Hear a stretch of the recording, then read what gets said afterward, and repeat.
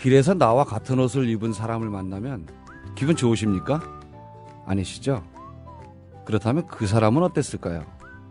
마찬가지로 기분 별로였을 겁니다. 옷이 아니라 생각은 어떨까요? 상대도 나와 같을 거라고 확신하십니까?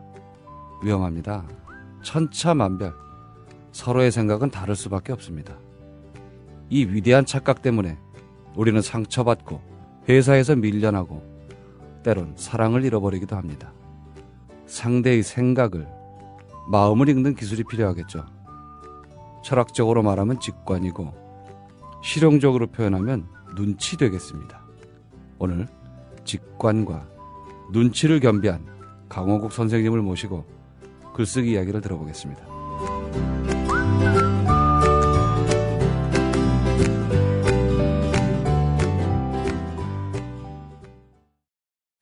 함께 만드는 언론 여긴 국민 라디오. 정답! 반건씨? 네, 맞습니다. 국민TV 조합원 청도님이 직접 수확한 진시황 반건씨. 연말연시 명절에 선물 고민하지 마세요.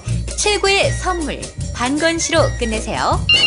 010-2128-2644 010-2128-2644 다음 검색창에 진시황 반건씨를 검색하세요. 나라가 이꼴인 듯 맛있는 반건씨라니.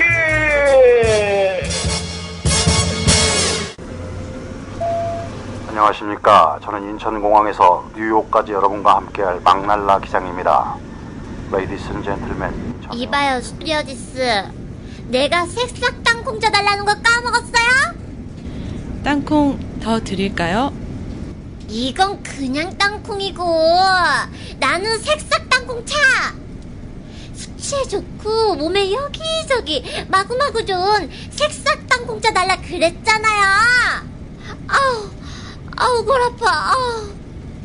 손님, 그건 저희 비행기에 없는데요. 야, 사무장 오라 그래. 그리고 너 내려. 당장 색싹 땅콩차 가져와. 비행기 후진해. 기장입니다. 본 항공기 후진 안 합니다. 기내에서는 숙취로 인한 행패와 꼬장을 금지합니다. 새싹땅콩차는 전창걸닷컴에서 구매해 주시기 바랍니다. 인터넷 다음에서 전창걸을 검색하시면 전창걸닷컴이 나옵니다. 전화 주문은 070-8635-1288, 070-8635-1288로 가능합니다. 굿바이 행오버. 숙취에는 새싹 땅콩차.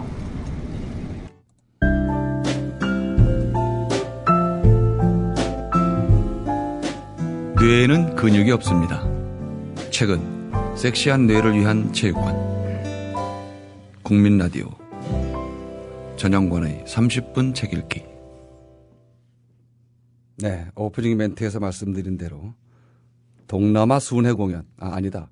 전국 순회 강연을 100회 이상 마치시고 어려운 시간을 내서 스튜디오까지 오신 강원국 선생님 모셨습니다. 안녕하세요. 예, 안녕하세요. 반갑습니다. 호가 뱃셀이시라고 그러던데. 네. 뱃셀 강원국 선생님을 모셨습니다. 스스로 뱃셀이라고 하고 다니고 있습니다. 그 자꾸 하면은 맥혀요. 먼저 이제 선생님 쓰신 대통령의 글쓰기. 그때는 펜이 이렇게 서 있었는데 이번엔 도발적으로 볼펜 뚜껑을 딱 열고 표지가 또 의미하는 바가 있는 것 같아요. 같은 분이 디자인을 했는데요. 워낙 대통령의 글쓰기와 너무 같은 디자인이 와서 처음에는 좀 그렇다 싶었는데 자꾸 보면 볼수록 좋은데요? 좋은 것 같습니다. 예, 외려 더 이어지는 맛도 있고 또 이렇게 제목 자체도 또 같이 가는 거니까 시리즈로. 다음에는 다른 뭐가 있나요? 글쎄 제가 이제 한 기업에서 17년 경험한 걸 이번에 이제 회장님의 글쓰기에 썼고요. 네. 청와대 청와대 8년 일한 것은 이제 대통령의 글쓰기에 썼는데 예, 그러니까 예. 25년 직장 생활하고 이건 이제 다 썼습니다. 이제 더 이상 제 얘기가 없고 앞으로는 이제 공부를 좀 해서 쓰게 되면 써야 될 것 같아요. 그 페이스북에 쓰신 개그펀치도 엮으면 굉장히 사실은 대통령의 글쓰기 쓰기 전에 책 쓰기 전에 그거를 책으로 낼까 생각을 했었어요. 예. 근데 그때 이제 메디치 출판사 사장께서 그렇게 되면 이제 정체성이 모호해진다. 그래서 네. 대통령의 글쓰기부터 쓰는 게 좋겠다. 맞습니다. 그래서 예, 그렇게 됐죠. 그걸 먼저 냈으면은 조금 이제 뭐라 그럴까요? 이렇게 좀 날아가는 이미지가 될 수도 있었는데 지금은 이제 이게 이제 우리 이제 이 강원국 선생님이 본인의 무게나 존재나 이런 거를 분명히 이제 증명을 했으니까 이제는 뭘 해도 상관없어요. 아, 그렇습니까? 네. 이제 어떤 무게고 어떤 위치에 뭘 하는 사람이고 아, 저 사람이 이런 생각을 하고 있구나 하는 걸 알기 때문에 왜 그런 분이 개그 펀치를 내면 사람들은 더 뒤집어지는 거죠.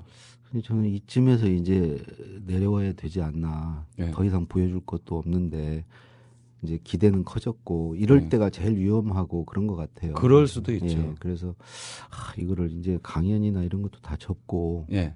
이제는 전혀 다른 길을 이제 모색해야 되지 않나. 이미 이제 기득권이 된 것 같아요. 이제 글쓰기 책을 내고 강연을 한 것들이 예. 지금은 오히려 비워야 될 때가 아닌가 그런 생각을 요즘에 좀 하고 그래도 있습니다. 전국 순회 강연 100회는 하셔야죠. 지금 이 100회 넘어서 예. 150회 가까이 한 것 같아요. 이것도 또 이제 더 하셔야지. 그 메디치 사장님이 이 방송을 들으시면 얼마나 섬뜩하시겠어요. 아, 그럴 수 있겠네요. 예, 직장생활 하신 분이 그런 눈치가 없으실까? 근데 강연도요. 예. 한 소리 또 하고 또 하고 사실은 말을 하면서도 이 예. 말이 맞는지 예. 저 자신도 의문이 들고 예. 그런 말을 가서 또 하게 되고 예. 그런 게 좀 갈등이 좀 있어요. 어떤 때는 이렇게 본인이 가증스럽다는 생각 안 드세요? 그렇습니다. 예. 저 그게 있습니다. 강연을 하면요. 지금 똑같은 말을 한다고 이제 말씀을 하셨는데 어떤 레파토리가 있고 대부분이 주제가 이렇게 있잖아요. 그러니까 한두 가지 주제를 가지고 얘기를 하는데 여기서 이렇게 막 얘기를 하고 이제 예를 들어서 대전에서 강의를 하고 순천쯤 갔으면 뭐 설마 누가 여기까지 따라왔겠어? 이제 이런 마음도 있고 살짝 불안해요. 대전서 들은 사람이 여기 온 거 아니야? 그래서 그런 마음 있으시죠? 그게 심하고요. 그래서 저는 대학 강단에 설 수 있는 기회가 있었어도 난 못했을 것 같아요. 그러니까 교수님들 요즘에 보면 존경스러워요. 되게 교수님들이 그 박사학위 논문 하나를 가지고 거의 평생 쓰시는 거잖아요. 사실은 박사학위 논문 너무 그러시면 교수 신문에 그 지목해서 칼럼 실려요. 그러지 마세요. 제가 보기에는 한 줄로 요약이 가능할 것 같아요. 박사 논문. 그거를 그 몇 년 동안 그것도 여러 과정을 만들어서 얘기를 하시잖아요. 그 능력이 대단하신 거죠. 그렇죠. 또 어찌 보면 멘탈이 강하신 거예요. 오히려 그 선배님 얘기가 위험한 발언이에요. 그래서 진짜 그 강연을 다니시는 게 그래서 굉장히 스스로 그런 스트레스 또 자기 자신에 대한 회의도 있고 집에 가면은 허하고 내가 지금 뭐 하고 있나 이런 생각도 많이 드셨을 것 같고 맞습니다. 예, 굉장히 힘드셨을 것 같아요. 그걸 그게. 극복하는 방법은 그나마 끊임없이 독서를 해서 새로운 거를 보충을 하고 그 새로운 걸 던져보면서 반응을 보고 이런 걸 통해서 좀 극복이 되는 것 같아요. 그거 말고는 말씀하시는 대로 말할 때도 회의가 들고 끝나고 나면 허전하고. 그러니까 오버버닝 되는 거예요. 사람이. 그런 것 같습니다. 그러니까 사람이 자기 능력이 100이면 80의 일을 할 때가 제일 즐거운 것 같아요. 그렇죠. 근데 100인데 120의 일을 하려니까 제가 언제 뭐 강연해봤습니까? 그리고 아는 것도 없는데 느닷없이 대통령의 글쓰기가 뜨니까 또 회장님의 글쓰기 내고 나니까 또 여러 강연이 잡히고 그러니까 의무적으로 얘기를 해야 되는데 별로 할 얘기도 없고 그러니까 사람이 괴로운 거죠. 저는 그 책 사고 칠지 알았어요. 책 나오셨을 때 제가 바로 제가 연락을 드린 게 이건 사고 났다. 딱 생각이 잡혀서. 그래서 행복의 어떤 방법 비결이 자기 능력보다 좀 그 요구되는 역량이 적은 일. 근데 저는 평생을 그러니까 깜냥도 안 되면서 뭐 대통령 연설을 쓰고 회장 연설을 쓰고 이러면서 너무 힘들게 살아온 것 같아요. 이게 이제 지금 그렇게 말씀하시는 건 이제 우리가 그냥 겸손이라고 이렇게 얘기를 해요. 그런 거 아니고요. 겸손을 풀어서 얘기하면 뭐냐면 겸손은 한 번 더 칭찬해 주세요. 이런 뜻이거든요. 농담입니다만. 근데 저는 그렇게 생각은 안 하고요. 100을 가지고 있는데 80을 할 때가 행복하다. 근데 나는 120을 한 것 같다. 그래서 불안하기도 하고 여러분한테 죄송하기도 하다. 이거는 겸손이 맞아요. 근데 제가 강홍국 선생님이 이제 그동안 이렇게 하신 거 페이스북에 쓰시는 거를 보면 그렇다기보단 나눠서 할 걸 몰아서 한 거예요. 능력이 100인데 120을 하신 게 아니라 좀 나눠서 이렇게 나눠서 해야 될 일들을 조금 짧은 시간 안에 집중적으로 한 것뿐이죠. 예, 뭐. 이제 해설이 좋다. 꿈보다 해몽이네. 진짜 이거 해설 굿이다. 예. 그래서 이것도 더 말씀을 하시고 왜 제가 이 책을 굉장히 반겼냐면 우리가 자기계발서들은 참 많아요. 예. 쓸데없는 책들 그대로 하면 다 망합니다. 자기계발서 사서 거기 있는 것만 피해 다니면 그 사람은 성공해요. 예. 틀림없습니다. 그거는. 예. 근데 이 책은 지금 그런 류가 아니거든요. 그래서 제가 오프닝에서도 직관과 눈치라고 이제 표현을 했는데 실제로 사람을 보자 하는 거잖아요. 사람을 보자. 사람을 봐야 나머지가 보이는 건데 우리 그동안은 이게 나와 있는 책들은 뭐랄까 시스템, 메커니즘을 본 것 같아요. 구조적으로. 그거는 망할 수밖에 없어요. 어떻게 되겠습니까? 그게 이제 그런 내용들은 예. 상대도 다 알고 있어요. 알고 있는 내용으로 접근을 하면 예. 이길 수가 없죠. 망하죠. 예. 또 다른 접근이 필요하고 첫 번째는 예. 또 하나는 뭘 잘하려고 하면 그거를 저를 잘할 수 없다는 생각을 해요. 예를 들어서 예. 그 노무현 대통령이 매일 하시던 말씀이 예를 들어서 뭐 경제에 올인한다고 경제가 잘 될 거냐 아니다는 아니죠. 거죠. 예. 뭐 사회 분위기라든가 정치 기반 또는 그 무슨 외교 안보 이런 것들이 다 잘 됐을 때 비로소 경제가 잘 된다는 거죠. 그래서 사람들이 막 경제에 올인해서 대통령의 경제에 올인해서 경제가 안 된다. 이 얘기는 틀렸다는 거죠. 예를 들어 출산율 높이는 출산 수당 준다고 출산율이 높아질 거 아니라는 거죠. 돼지도 아니고. 애를 낳아서 키울 만한 환경을 만들어줘야 되는 그럼요. 거죠. 그래서 안전한 환경, 뭐 교육 환경 이런 것들이 필요한데 그런 맥락에서 보면 우리가 회사 생활에서도 무언가를 자기가 잘하려고 하면 그거를 잘할 수 없어요. 오히려 그 주변에 뭐가 있는지 그걸 잘하기 위한 그 여건, 환경, 맥락, 분위기 이런 것들이 전 중요하다고 생각을. 그래서 과연 회사에서 글쓰기를 제가 대통령의 글쓰기 내고 나서 제일 강연 가서 받은 질문이 되게 회사원들이 많이 오시는데 그분들이 회사에서 글은 어떻게 써야 됩니까? 물어보세요. 근데 곰곰이 생각해 봤어요. 회사에서 글을 어떻게 해야 잘 쓰지? 근데 글을 잘 써가지고는요. 글을 잘 써가지고 회사에서 글 잘 못 써요. 그러면 문학하는 것도 아니고. 그렇죠. 그렇게 따지면은 사회자님 같은 분이 회사 생활 제일 잘하게요. 그러면 저는 뭐 그러면 지금 뭐 다 전문은 돼 있어야죠. 그러니까요. 근데 얼마 전에 잘리기도 하셨잖아요. 그러니까 그게 아니라는 거죠. 글을 잘 쓰기 위해서는 중요한 게 그 글을 읽는 사람의 심리를 읽고 그 사람의 마음을 읽어서 쓰는 게 중요하고요. 무엇보다도 그 사람과의 관계가 좋아야 돼요. 관계가 안 좋으면 저도 그랬어요. 누가 글을 보고서를 가지고 오면 이미 그 보고서에 대한 답은 그 사람을 보고 이미 결정이 났어요. 저건 내가 받아들일 거다 안 받아. 그 사람을 평소에 봤기 때문에 그렇죠. 그 사람이 쓴 보고서는 어떨 거라는 것을 짐작을 선입견도 하잖아요. 아니에요. 평생 본 게 더 힘이 있지. 보고서 한 장을 보고 판단하는 것보다는 그 사람을 보고 판단하는 그동안 게 쌓인 게 있으니까. 그렇죠. 그게 맞는 거죠. 그러니까 기본적으로 잘 살아야 되는 거죠. 그래서 잘 살고 좋은 관계를 가졌을 때 자기가 쓴 보고서가 채택이 될 확률이 높아지는 거죠. 글을 잘 쓰기 위해서 노력을 하는 게 아니라 잘 살아야 되겠네요. 잘 살고 그 자기 상사에 대해서 관심을 가지고 상사를 읽으려고 노력하고 그러면 글은 자연스럽게 써집니다. 당연히요. 정말 상사가 원하고 기대하는 글을 쓸 수 있어요. 근데 이런 기초가 없이 생뚱맞게 글만 잘 쓰겠다고 앉아서 맨날 글 잘 써보세요. 그거 전혀 먹히지가 않아요. 통하지가 않아요. 신춘문예 폐인이 될 수도 있어요. 그런 식이 될 수 있어요. 한 10년 넘게 신춘문예만 하고. 저도 이제 계속 직장 생활을 하고 있습니다만 저는 먼저 전 직장에서는 신입사원이 들어올 때마다 가서 이제 특강을 이렇게 했어요. 가서 이제 강의를 하는데 신입사원한테 제가 그런 말을 합니다. 여러분은 내 시절이 없으니까 나를 모릅니다. 맨 뒤에 앉아있는 부장을 여러분은 절대로 모른다. 근데 나는 여러분의 시절이 있기 때문에 뒷꼭지만 봐도 무슨 생각하는지 안다. 내가 딱 누구씨라고 불렀을 때 나는 당신이 일어서는 속도와 돌아보는 속도와 나한테 달려오는 속도만 봐도 클 놈인지 망할 놈인지 안다. 사실 그렇죠. 부름은 밝게 웃고 발딱 일어나서 오는 놈은 성공해요. 맞습니다. 근데 얘 어째 대답도 잘 안 들리고 애가 뭉기적거리고 이러면 얘는 업무 안 되거든요. 그거 참 옳은 말씀인 게 제가 예전에 읽었던 그 일본 전산 이야기 그 사장이 사람을 뽑을 때 두 가지만 본대요. 목소리 큰가와 밥을 빨리 먹는지 딱 두 가지만 보는데 저는 그게 에너지라고 생각해요. 열정이고. 그러니까 목소리가 크고 밥을 빨리 먹는 사람은 에너지가 있는 거예요. 그렇죠. 그러니까 직장에서 그 어찌 보면 방금 말씀하신 대로 재능보다는 태도가 중요하거든요. 맞습니다. 자세. 그런 게 보이거든요. 에너지가 있는지 없는지 저 친구가 열의가 있는지 그런 것들이 오히려 그 결과적으로 그런 사람이 또 일의 성과를 잘 내고요.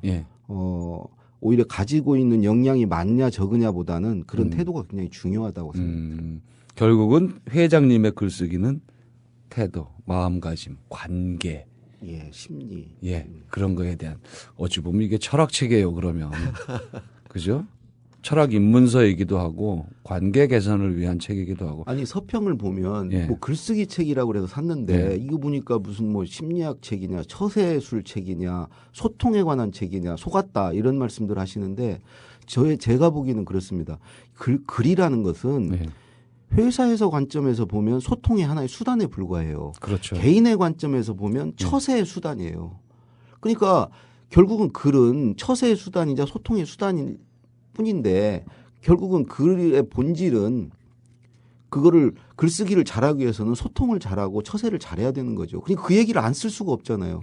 그 얘기가 없이 글 쓰는 것만 얘기해서는 그죠. 품사론 나오고 이러면 뭐 그렇죠. 그거는 대학에 가면 많아요.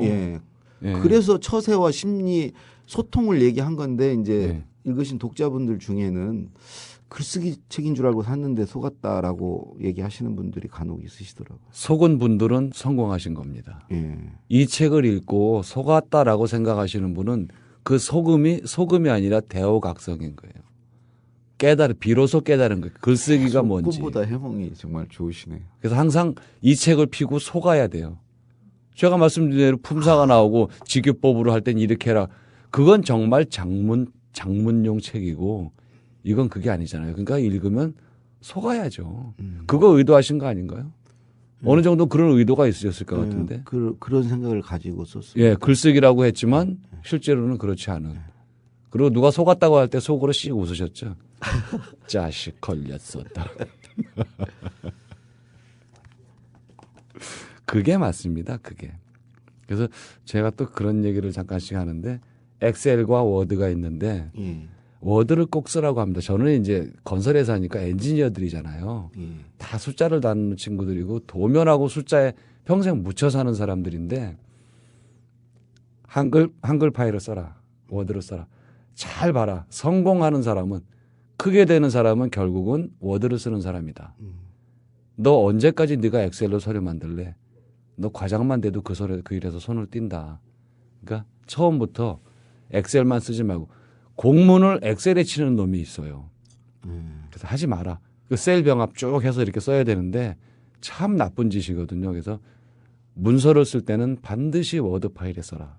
저는 25년 직장 생활했지만 워드를 한 번도 안 썼고요. 엑셀만 쓰셨어요? 쓰셨어요? 한 번도 안 썼어요. 그거 뭐 하셨어요? 한글만 썼어요. 한글. 한글 그러니까 한글 파일. 그러니까 한글 워드라고 따도 저도 워드 안 쓰고 한글 써요. 저 한글.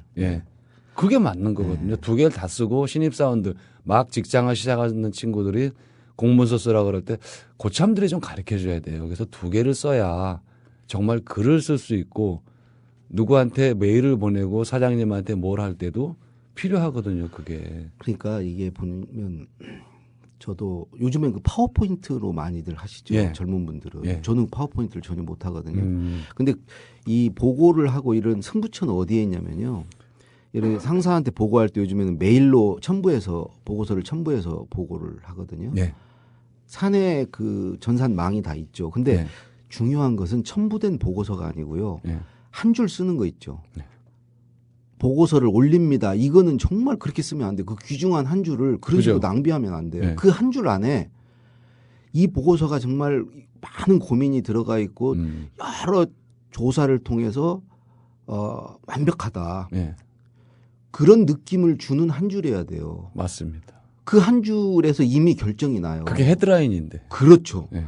이미 그 보고서 열어보기 전에 네. 한 줄을 보고 판단한다고요. 근데 되게 그 한 줄을 너무 그냥 낭비하는 경향이 있어요. 성의 없죠. 보고서를 올립니다. 네. 저는 할 때 그 보고서 쓰는 것보다 그 한 줄에 더 공을 많이 들였어요. 대통령께 올릴 때나 회장님께 올릴 때 그 한 줄에서 어떤 신뢰를 줄 수 있을 건지 정말 이걸 읽어보고 싶고 읽으면은 이대로 하고 싶은 느낌을 갖고 보게 할 건지. 예. 그리고 제목과 그 한 줄이 되게 중요해요. 제목만 읽고도 이 내용이 보고서의 내용이 뭔 줄을 알 수 있어야 되고 그 한 줄을 보고 정말 끌려야 돼요. 이 보고서를 정말 그래서 하여튼 주로 이런 걸 쓰죠. 예를 들어서 그 한 줄에 내가 이 보고서를 쓰기 위해서 누구와 몇 번을 만나서 뭘 했고 맨날 같은 걸 쓰면 안 되니까 어떤 경우에는 그런 과정을 얘기를 해주고 한 줄에 한 줄에는 이런 미흡한 점이 있다는 걸 역으로 얘기를 해요. 그러면 나머지는 다 완벽하다는 거 아니에요. 그렇죠. 이 보고서의 한계에 대해서 한 줄에 열심히 했습니다만 이런 부분이 아직 여전히 미흡합니다. 그런 식으로 한 줄을 쓰는데 공을 많이 들이셔야 돼요.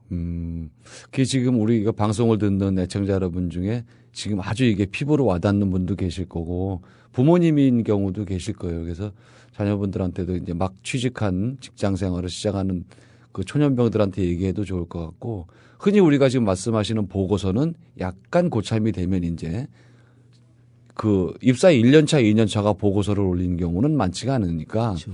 조금 최소한 4, 5년 차 돼서 대리쯤 가야 이제 뭐 과장이 보고서 초안 잡으라고 이렇게 이제 주고 그럴 텐데 그게 남의 일이라고 생각하시면 그때 가서는 못 합니다. 그렇죠. 미리 준비를 해야죠. 열심히. 되게 읽고. 보면 이렇게 부장이 돼서 자기가 부서장 행세를 갑자기 하시려는 분들이 있어요. 그거는 부서장 자격이 없어요. 그렇죠. 적어도 과장 차장부터 예열을 해가지고 연습해야죠. 그래야 그 사람이 부서장이 됐을 때 사람들이 인정해 주거든요. 그게 굉장히 중요하고요. 아까 그 보고할 때 구두 보고도 마찬가지예요. 되게 보면 제가 이제 회장 모실 때 보면 회장실 들어가기 전에 되게 그 사장들이나 이런 분들이 임원분들이 앞에 와가지고 막 머릿속으로 막 외워요. 자기 할 말. 첫째, 둘째, 셋째 막 외우고 들어가요. 딱 들어가서 그걸 절절절 얘기하죠. 그럼 회장이 하나 딱 물어보죠. 근데 거기서 딱 걸리는 대답 거예요. 못해요. 그렇게 하면. 그걸 대답을 못해요. 그 앞에 보고하는 것은 회장이 다 아는 얘기고 관심 없어요. 보고하는 거 얘기 다 듣고 그대로 할 것 같으면 회장이 왜 그 자리에 앉아 있습니까? 그러네. 회장이 필요가 없죠. 회장은요. 그 얘기 들을 때 그 얘기 안 듣고 뭔 생각을 하냐면 저 얘기의 그 약점이 뭘까? 어디에 빈틈이 뭐가 있을까? 그런 것만 계속 생각하고 있어요. 그걸 뭘 찝어낼지를 생각하고 있는 분한테 줄줄줄 얘기 잘하는 거 그건 아무 의미 없는 거예요. 맞습니다. 오히려 보고하러 들어갈 때는요. 자기 할 말보다 회장이 뭘 물어볼까? 그 예상 질문에 대한 답변을 그거를 준비하는데 시간을 더 들여야 되는데 물론 자기 보고할 것도 준비해야죠. 근데 대부분이 그것보다는 자기 말할 준비만 열심히 해갖고 들어가요. 그거 회장은 듣지 않습니다. 키워드 한 3개에서 5개면 돼요. 그렇죠. 그렇게 갖고 들어가서 그거는 떠듬떠듬 해도요. 왜 외우고 있어요, 그걸 바보같이. 오히려 떠듬떠듬 한 게 더 신뢰를 줄 수 있어요. 그리고 나서 회장이 물어보는 질문에 답을 잘해야죠. 그런데 지금 말씀하시는 걸 그 감을 잡는 사람들이 의외로 많지 않아요. 그렇죠. 의외로. 파워포인트 그거 외우려고 그러고 막 그러고 앉아있지. 정말 바보 같은 소리거든요. 한 15분, 20분 열심히 파워포인트 막 쫙 하고 이렇게 해도 끝났는데. 근데 자네 말이지. 맞습니다. 아까 몇 페이지지? 무슨 여러 개. 그림 뒤에 거기 잠깐 펴봐. 그러고 한마디 하면 거기서 이제 멘붕 오는 거예요. 그렇죠. 얼굴 뻘게 잡고 대답 못 합니다. 간 거예요, 걔는. 맞아요. 근데 참 그러려면 사람이 준비가 돼 있고 여유가 있어야 돼요. 오히려 정말 회장 눈높이에서 회장을 봐야 돼요. 그렇지 않고 그냥 주눅 들어가지고 회장한테 보고 잘하려고 달달달 외워 들어가면 그럼 100점 100패입니다. 그 좀 여러분들이 이거를 그냥 직장의 고수 이런 게 아니라 그 이제 우리 강원국 선생님이나 저나 직장 생활을 꽤 했습니다. 저도 좀 있으면 30년 차인데 정말 산전수전 공중전을 다 겪어서 이제 여기까지 왔는데 지금 직장 생활 시작하시는 3년, 5년 차 여러분들 정말 새겨 들으셔야 합니다. 정말. 예, 뭔지 여러분이 생각하는 중요하다고 생각하는 건 대부분이 지금 틀렸어요. 맞습니다. 그러니까 보고서를 잘 쓰려고 그러면 보고서를 잘 쓸 수가 없는 게 그러다 잘 쓰려고 하다 보면 되게 내용이 어떤 내용이 되냐면 자기가 이렇게 많이 알고 있다. 많은 조사를 했다. 많은 조사를 했고 내가 이렇게 많이 고민하고 있다. 이런 걸 드러내는데 그 보고서를 지면을 채워요. 그럼 보고를 받는 사람은 도대체 이게 지 뭐 열심히 하고 있다는 거 나한테 보여주려는 거예요. 그 보고서의 본질에서 벗어나는 거죠. 월급 주잖아. 그렇죠. 그러니까 잘 쓰려고 하면 안 된다니까요. 마음을 딱 비우고 회장이, 사장이, 부서장이, 팀장이 무슨 생각을 할지 이렇게 옆에서 봐야 돼요. 그냥 보고 힘을 쫙 빼고 써야 돼요. 그러려면 관계가 좋아요. 그렇죠. 알아야 되니까. 그 사람을 알아야 돼요. 관계가 나쁘고 저 인간 언제 그만두나 이러고 있는데 마음을 읽겠어요. 그 사람이 뭐가 궁금하지 모르지. 진짜 좋은 말씀이에요. 뭐냐면 저는 항상 생각하는 게 그 회사에서 나오는 문서들의 수준은 그 회사 그 구성원들이 자기의 보스를 얼마만큼 좋아하고 존경하는 그거와 비례한다. 왜 그러냐면 그거는 좋아하지 않으면요 알 수 없어요. 계속 튕겨내니까. 좋아해야 그 사람의 생각을 알려고 속이 보이죠. 나아가서 그 사람을 위해서 뭔가를 좋은 보고서를 만들려고 노력해요. 그래서 내 팀장이 저 위에 임원한테 안 깨지게 하기 위해서 내가 보고서 하나 팀장한테 보고하는 거에 빈틈이 없는지 다시 한번 보고 이런 간절한 마음을 담은 사랑하는 내 팀장이 깨지면 그렇죠. 미안하잖아요. 그러니까 팀장을 좋아하지 않으면 그런 보고서를 못 쓴다니까요. 그러니까 층층시야 사장을 좋아하면요. 이 회사를 위해서 내가 뭘 하나 좋은 걸 쓸까 해서 회사의 발전에 기여할까 이런 마음이 있을 때 좋은 보고서를 쓸 수 있는 거죠. 글 잘 쓴다고 좋은 보고서 쓰는 게 아니죠. 맞습니다. 관계 결국은 사랑이야. 사랑해야 되는 거야. 그죠? 자, 회장님의 글쓰기 강원국 지음 제법 두툼합니다. 제법 두툼하지만 펼치시면 여러분들 굉장히 재미있게 읽으실 거예요. 한 350여 페이지 되는데 걱정하지 마시고 선택하셔도 됩니다. 오늘 선생님 말씀 고맙습니다. 네, 고맙습니다. 네. 완벽한 보고보다 약간 미흡하더라도 반박자 빠른 보고가 낫다. 보고 준비는 어찌 돼가나? 라며 회장이 물어보면 때는 늦었다. 책에 있는 내용입니다. 회사 다니시는 분들 공감하십니까?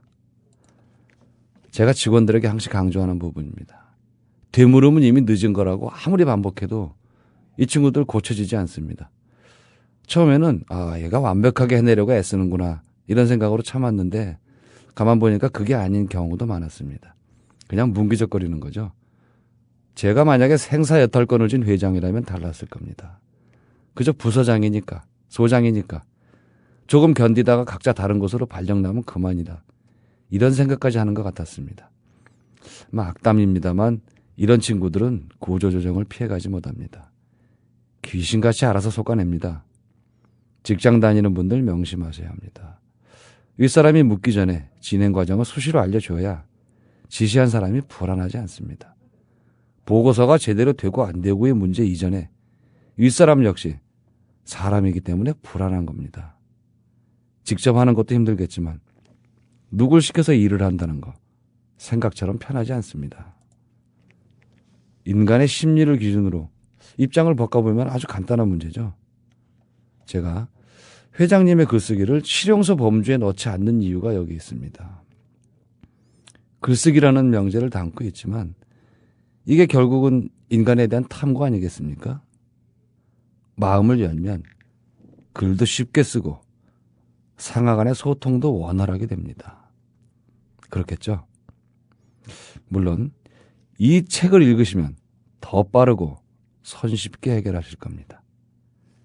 명작보다 소통을 중요시하는 방송 전영관의 30분 책 읽기였습니다.